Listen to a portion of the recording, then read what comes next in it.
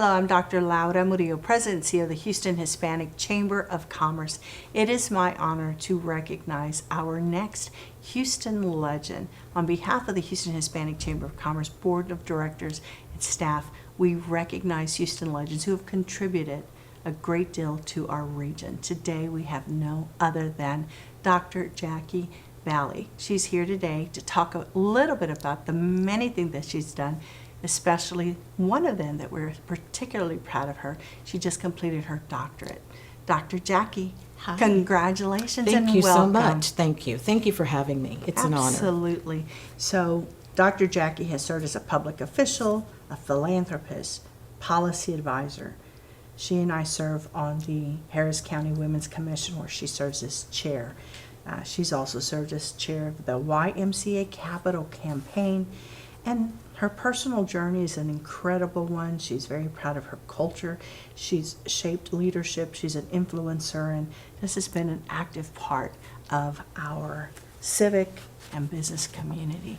Dr. Jackie, you're everywhere, and I know because I see you everywhere. Because you're everywhere. And I'm so proud of you. Thank you. It's not easy.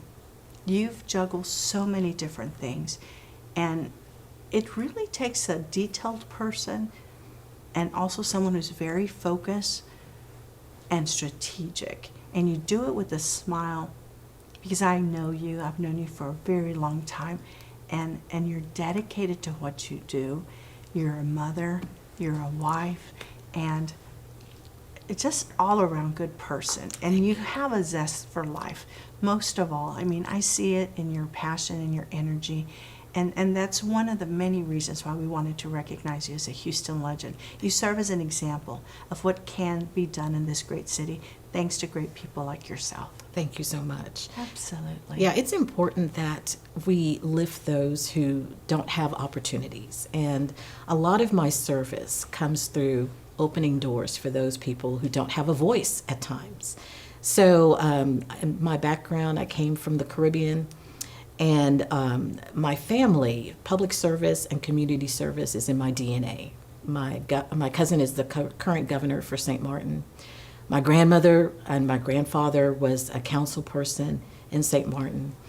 And so it makes sense that I would want to give back, either through community service, through my philanthropic activities, or maybe just through mentorship. And I say just mentorship. I've been teaching at U of H for over 18 years. And it's not just going in the classroom and teaching. It's also helping my students. My students are often first generation college students, just like I was. They don't know exactly what to do. They don't know where to go next. I have students from over a decade who are still contacting me, asking me for help. And it's my pleasure. I feel that's my duty. This state and this country has given so much to me and so many other immigrants. Do you know that 30% of us in Houston are immigrants? Yes. So Houston opens up doors for a lot of us, and it's our responsibility to make sure that we continue to open more doors for the next generation. How long have you been in Houston?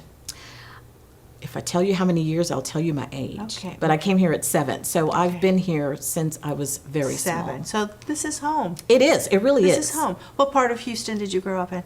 So North Shore, which is on the east side. Okay. And I spent all of my years there until I got married the first time. Okay. Then I went to Sugar Land, Okay. which was 30 years in Sugar Land, and now I'm back in Houston. Yes. So I've been pretty much in the Houston region, and I've never left. Yeah. And giving back and making sure that we continue to see just how Houston has grown and the many activities that I've done is something that I've had the number of years to see. Yeah. I started as a city and regional planner, and one of my biggest projects was the Sugar Land Town Center. And I also was very intricately involved in the expansion of I-10. Those two were my big projects early on in my career. And I said, you know, if I'm going to be helpful in infrastructure, I want to be helpful to the people who are riding the infrastructure, the people who are residing in these buildings. And so my service turned more into focusing on people. Okay. Which is why you see a lot of my philanthropic efforts with the YMCA or with American Cancer Society. I wanted to make sure that not only the surfaces are being taken care of, but the people are taken care of as well. So specifically, working on your doctorate, everything else has to keep going. You're Yes. still teaching at the University of Houston. Even though your young men are grown, they still require some of your time, and your philanthropic activity continued. So how did you make that happen, and not the traditional path of right out of college, but later in life? Well, as you mentioned, a lot of dedication, Yeah. a lot of determination. I Yes. waited until my last son graduated, and I sent my last check to Harvard, and I said, okay, now it's time for me to start applying to various doctoral programs. Yes. And as I did that, I heard from USC, and I said, you know what, I think I'm going to give this a shot. So there was a lot of traveling, especially for the first 2 years, so I can finish the coursework, and then my dissertation, I was able to do a lot of that via Zoom and Teams. My dissertation chair was phenomenal. And I focused on the retention and graduation rates of African American students because I wanted it to be a working document, something that I can actually use at U of H and something I can use with my students. And my administrators and I, we are incorporating a lot of those policies. And so that really gave me a lot of pleasure. But it's funny you bring that up because I also chaired Cattle Barons Ball and Tickle Pink during this, which are the two largest American Cancer Society events. Yeah. And at first, when I took this role on, I thought, this will be easy. Well, yeah, after staying up at 2 o'clock in the morning and various activities, but you know what? We raised over $2 million for American Cancer Society. Yes. And I finished my doctorate on time. Thank you for letting me in the club, the 2% club. And so it all worked out. But at the time, yeah, there was a lot of sleepless nights, Yes. determination and drive, but I knew what I was working on was worth it. And it absolutely is. You'll never regret it. And it's an example to others, especially to women, to minorities, that you don't have to follow any prescribed path, that whatever is right for you. Thank goodness now for technology, as you mentioned. There's so much more that we can do, and as women, that we're not limited by Right. our age, the skin color, our income, that there are opportunities out there. And that's one of the many reasons why we wanted you to be one of our Houston Legends, Jackie, Thank you so because much. you've given a lot of your time. You've raised phenomenal young men. Thank you. They are absolutely phenomenal Thank young you so men. much. And you were a single mom, and for many out there, it can be overwhelming. Mm-hmm. I mean, I'm a single mom. I've been a single mom since they were 10 and 13. It is not easy, but for the grace of God, that, I had angels and others to help, raise my 2 daughters. But I do believe that there are a lot of single moms that often feel overwhelmed and have to make sacrifices. And so I want you to talk a little bit about some of the hard times, because we see you Sure. out there, we see you on social media, but you had some hard times. Sure, we've all had hard times. Yeah. Yes, specifically for me, I wanted to make sure that my sons were not impacted by a lot of the turmoil that often goes with divorce. So I actually picked up around 2 or 3 jobs at the time. I was consulting. I was also teaching. At that point, I was teaching part-time, and then I started teaching full-time. And my consulting turned into 2 tiers, right? And often I wanted to be home, especially my eldest, he played a lot of baseball. And then my youngest did a lot of debate. So I wanted to make sure I was home for their activities, but then I had these other jobs that kept the lights on. So that meant stopping into the game and then also going to my events and then coming home at midnight, sometimes 1 o'clock, and then turning around and dropping them off in carpool and smiling. But it was really important that I showed them that hard work and integrity is important. Yes. And even though at times I probably got 5 hours at best, but I've often thought that your disposition and your personality really is the pathway to your future. And so my youngest son says I'm the most optimistic person he's ever met. And I think your optimism and your mindset really takes you through a lot of those. Absolutely. Yeah. And they learn by what they see, not Yes. necessarily what you say. So they saw a lot. They saw Mom working hard, and you Yes. continue to do that. And one of the last things that I want to ask you is your legacy. What would you like your legacy to be? I would like my legacy to be leadership is based on resilience and skill sets, but barriers should not hinder your leadership trajectory. The boards that I serve on, the work that I do in policy, and my philanthropic work, all of that is to uplift and help those who may not have an opportunity. And I've been a statewide appointee for over 14 years. And one of them is helping universities bring a lot of researchers to Texas universities. We've given them over $116 million. And the reason why I'm so passionate about that is because if the education is given to these opportunities given to these students, they can fly. If they're given the skill sets, they can fly. So I want my legacy to be, you've been given this opportunity for many generations to come. Well, you've done that, and I know there's a lot more still to come. So thank you for all that you have done. And on behalf of our board of directors, our staff, and our city, congratulations on being named one of Houston's Legends. Thank you so much. What an honor. It's Thank really you. been wonderful. Thank you. And I've enjoyed watching you over the decades together, doing great things, Dr. Jackie. Right back at you. Thanks Thank you. a bunch. I'm Dr. Laura Murillo. Thank you for joining us on Houston Legends.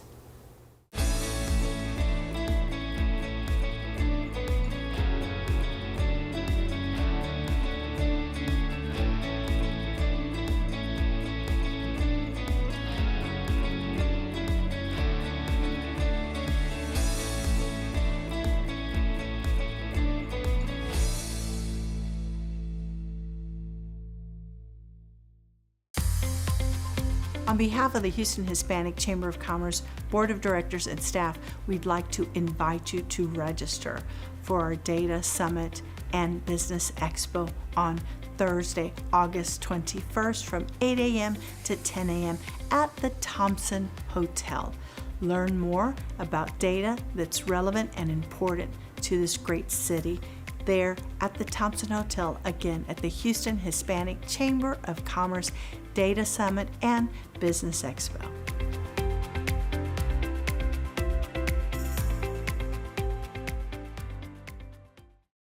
The Houston Hispanic Chamber of Commerce is the leading advocate for Hispanic business in our region. In Houston, we represent over $54 billion per year in consumer spending. Our thanks to our volunteers, sponsors, board of directors, and staff as we work to advocate for business and for a stronger economy. Learn more by visiting the Houston Hispanic Chamber of Commerce website, HoustonHispanicChamber.com. Hello, I'm Dr. Laura Murillo, President and CEO of the Houston Hispanic Chamber of Commerce. Every now and then we sit with some incredible people. They are what we call our Houston Legends. These are individuals who have made significant contributions to our great city.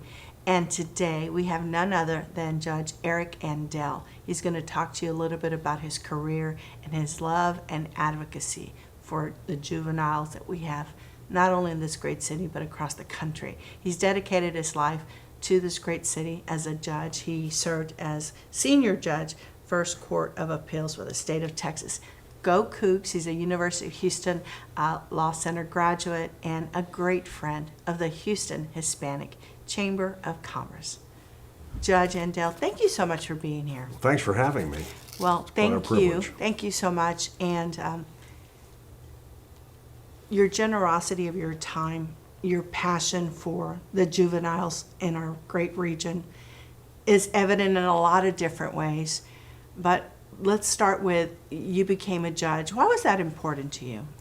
You know, I think every profession we choose has a certain balance, not even a balance, probably imbalanced of wants and needs. Yeah. I always knew I wanted to get, as early as high school, I knew I wanted to be in politics, and I set my mind that the best way to do that would be to go to law school.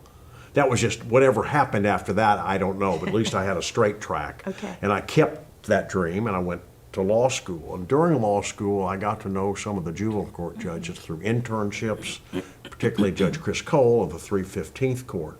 And I started working with him, and he started asking me to help him with some charities, and Mayor Lanier got involved. And so I got in the habit of starting programs or helping start programs, being on original boards as young as right out of law school. And then the big break I got was that County Judge Lindsay put me on the back then it was called Mental Health Mental Retardation Authority of Harris County at age 29. So there I was in a position, a well-known position, and became vice chair of now it's the authority. And they wanted me to take over all children's issues, and I think that's the turning point. At age 29, vice chair of the authority, what it's called now, Yes. working on children's issues. That was the springboard. That was a springboard. And fast forward, you continue to stay involved, and you have been so involved in the community despite a very hectic schedule. Tell us some of the most important organizations and things that have really been impactful in your life, because many times we think about all the things that one does to serve others, but what a lot of folks don't realize is how it impacts us as individuals. I imagine you've got a couple of stories of some of the work you've done and how it's really changed your disposition.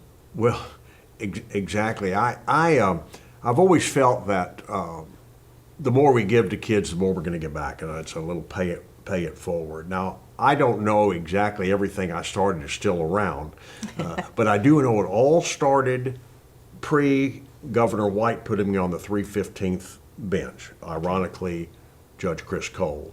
At that time, I was working with Mayor Lanier, and we started Hope Center for Youth, which was a wilderness program, taking kids out of the inner city, those were the juvenile kids, out of the inner city, putting them into a setting in which there wasn't any pressure, and we tried to rebuild their lives. And that became a very successful program. One thing leads to another. Once someone in the community finds that you will volunteer to do this, your resume grows pretty long. You should know that. I mean, once they find out that you're willing to do that. So Hope Center, of course, was one of the leading edges of my being involved and putting me into a tier of meeting people that would help me if I needed a program. Then I got to know Superintendent Rod Page, Oh, yes. and we started an inner city program about bringing mostly lawyers into the public schools to be substitute teachers, so that we could start to learn what was really going on in the public schools. And then I started, when I became a juvenile court judge, my crown, I guess there's no crowning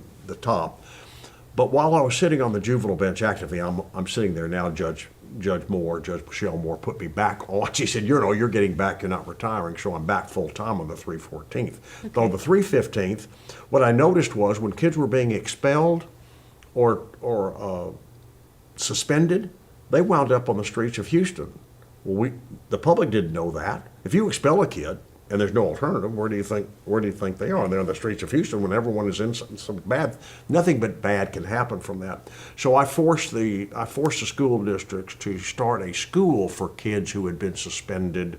We called that High Point High School. So now I had a place to have a credit recovery high school, because these kids weren't going to get through. And it builds. You just keep building and building and building and You saw a building. need, you identified it, and going back to the relationships, you were able to pull this off, being with Rod Page and others, and you connected the dots for this community. Well, so much so that when Rod went to D.C. to become Secretary of Education, he pulled me along with him, and I became Deputy Undersecretary of Education. So I was able to at least instill some work on the federal side. Correct. Of that Yeah. under President Bush at the time. Very important. Okay, so we're going to go back in time a little bit. Let's go back. First job.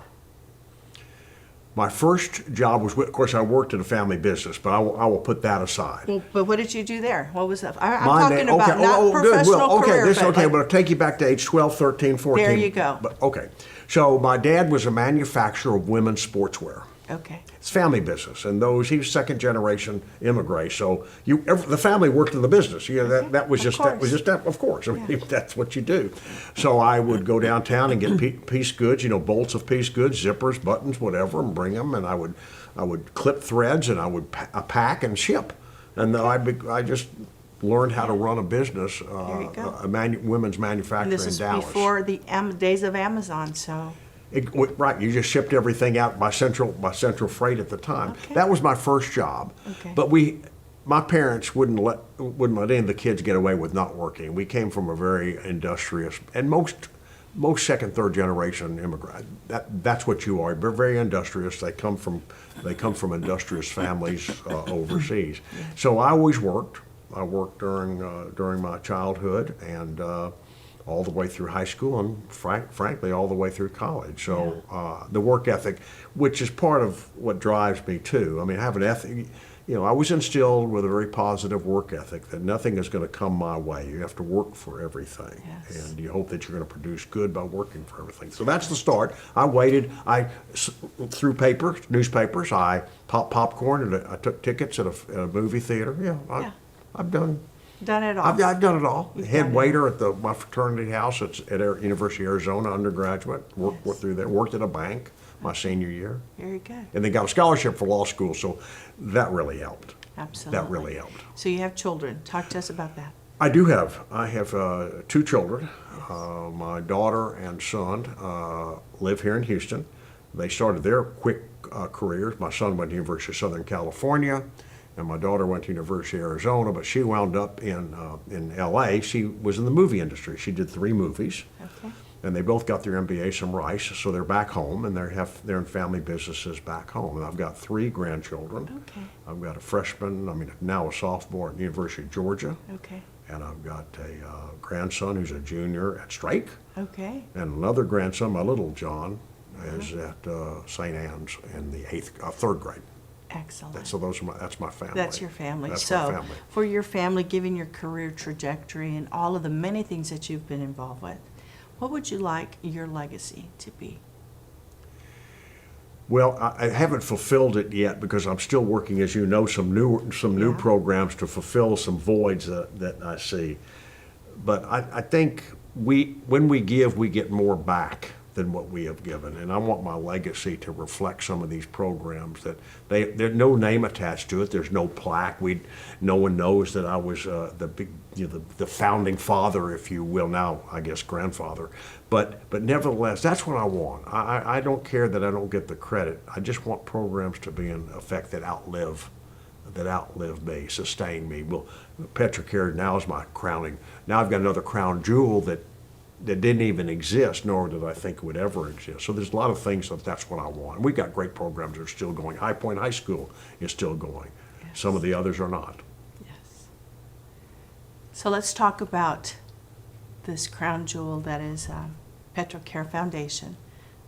Arnold Gasita, board member, he and I visited, and he said he wanted to start an orphanage in Brazil In Brazil, somewhere. right. He was trying to figure out how to get that set up, and I listened to him, and I do believe that there's a higher power, and I'll say that it was not a coincidence that just 2 weeks before my conversation with him, I'd visited with you and Judge Michelle Moore, correct? Absolutely. And you talked about a serious situation with our juveniles and foster care, and once they were out, they had nowhere to go, and same issue, they'd end up on the streets. Correct. So as I was listening to Arnold talk about his passion for doing something and wanting to help,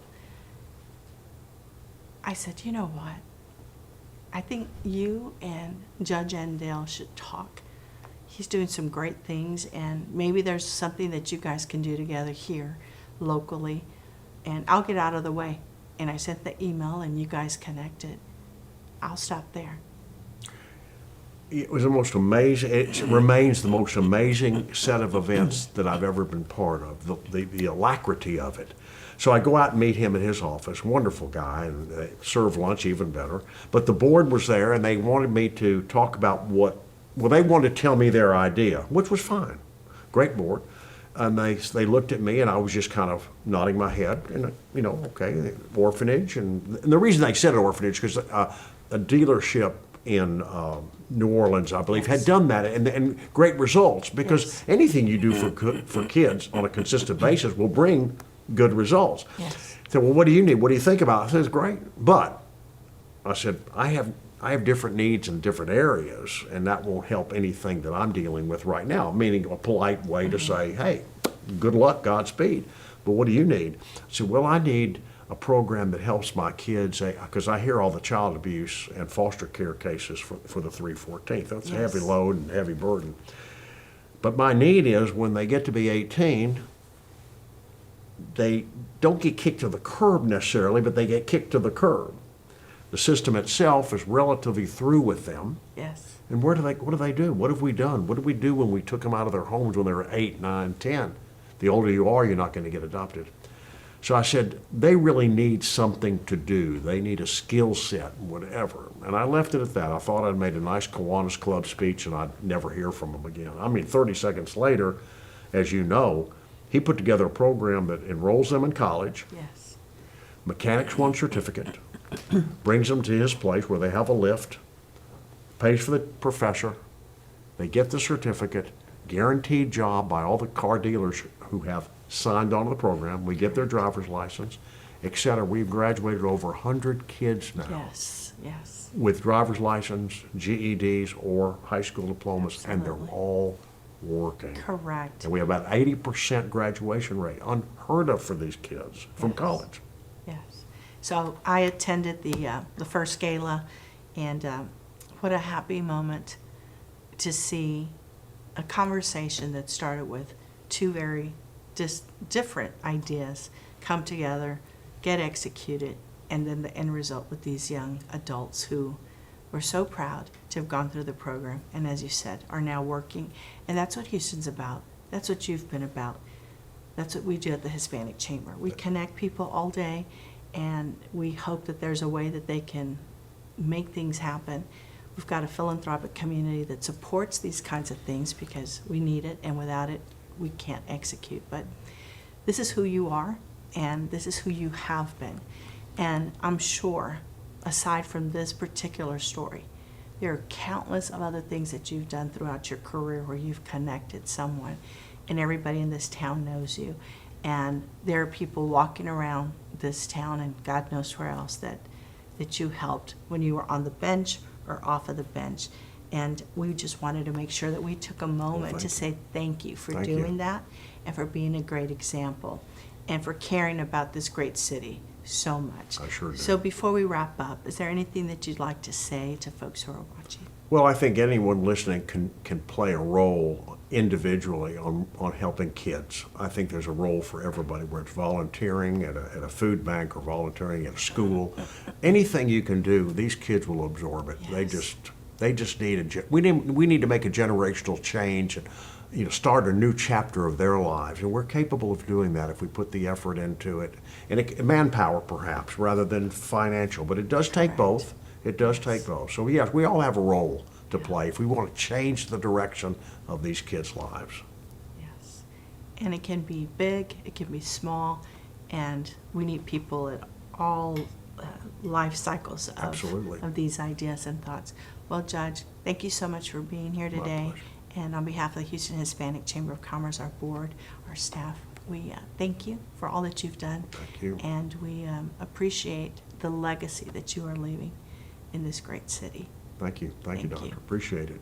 Well, thanks for joining us. And as we sit here with none other than Judge Eric Andel, as a friendly reminder that there's always something that one can do to continue to support our youth and support this great city. Thanks for joining us. On behalf of the Houston Hispanic Chamber of Commerce Board of Directors and staff, we invite you to consider becoming a sponsor of our upcoming annual awards gala, the largest Hispanic gala in the city of Houston, where we will be recognizing some incredible individuals from our greater Houston area. The date is Saturday, November the 8th at the Thompson Hotel. Become a sponsor today.